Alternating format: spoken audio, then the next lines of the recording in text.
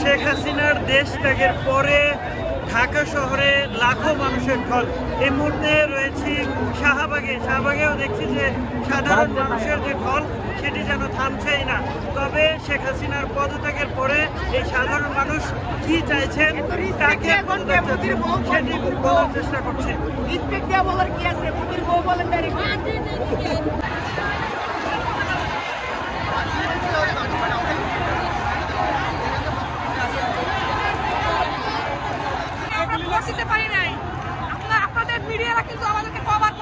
কথা বলতে পারি নাই,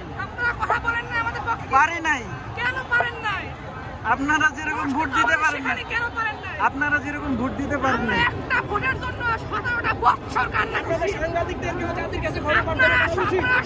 অবশ্যই করা উচিত। আমি গণভবনে প্রত্যেকটা টিভি চ্যানেলকে লাঠি দিয়ে পিটাই আসছি। এরা সবাই দালালি করছে এই সরকারের, ঠিক আছে? এই দালালদের এই দেশে অবশ্যই বিচার হবে।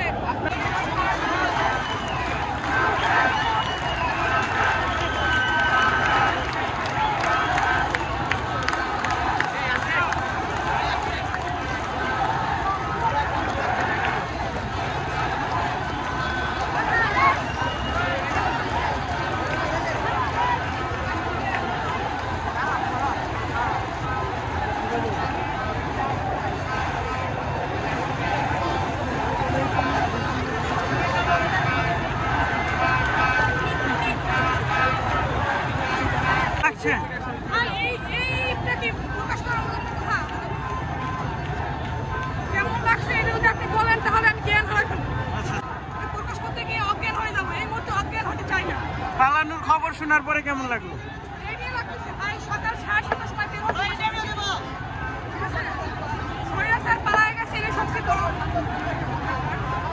কেমন লাগছে সবাই? আপনার যেমন লাগছে, আপনার কেমন লাগছে? আমি আপনাকে প্রশ্ন করি। অবশ্যই ভালো লাগছে। গত 17 বছর ধরে আমি একজন হাইকোর্টের ফারজানা লুপারে ধরবেন। আমি একজন হাইকোর্টের অ্যাডভোকেট। বাংলাদেশের মানুষের কাছে আমার অঙ্গীকার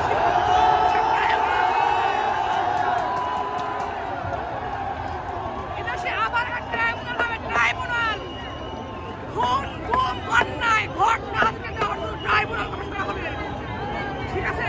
সে পর্যন্ত আপনারাও থাকেন, আমরাও থাকি ইনশাআল্লাহ। সকালে গুলি লাগছে, বাসায় জানাই নাই, বাসায় জানাইছি শুধু যে আমাকে বিজয় হয়েছে। আমি এইটাই জানাইছি যেন আমার ফ্যামিলি কেউ যেন বিজয় ছাড়া আমার অসুবিধার কথা না জানে। আমি আজকে বাসায় যাবো, আজকে গণভবনে থাকবো, ইনশাআল্লাহ তো গণভবনে থাকবো।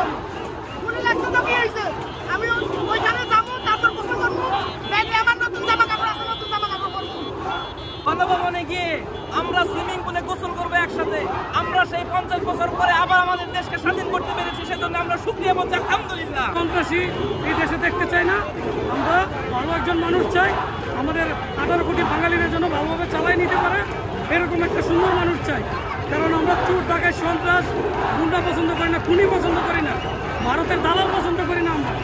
কারণ আমরা স্বাধীন যুদ্ধ করে দেশ পেয়েছি, কারণ আমরা যুদ্ধ করতে চাই না। শান্তি বাংলাদেশ, আমরা শান্তি চাই। 18 কোটি মুসলমানের দেশ, আমরা মুসলমান হিসাবে থাকতে চাই।